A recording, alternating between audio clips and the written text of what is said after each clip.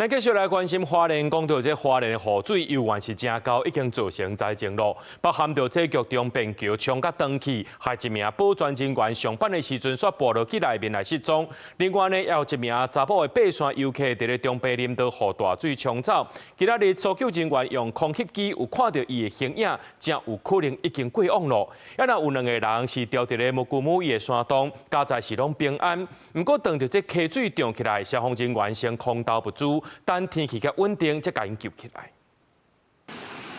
小高亂溪的水位已經退啊，不過警察和警義消一透早就開始繼續搜救失蹤的64歲姓吳的保全員。伊是第一日是去玉里陽明病院上班的路人失蹤的，上尾的定位都是佇咧玉中便道。同款是失聯案件，這是一個細本的查某爬山遊客，佇中邊林道被溪水沖去，和伊做伙的3個山友是緊急通報警消，而且留佇原地等救援，落尾平安脫離。先遲一點，快到了。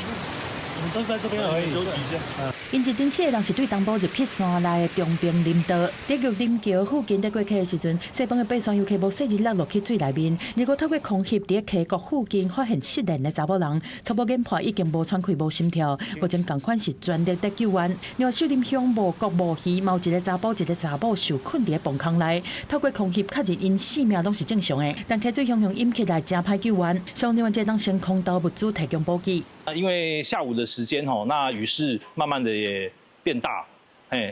那所以在時間上我們還是不太夠來進行這個救援。那所以我們會在明日一早那我們可能會集結大約7位人力那直接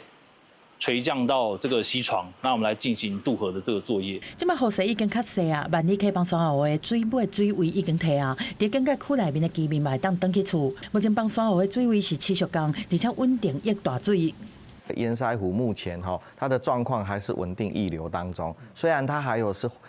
緩慢的下切，12小時之內大概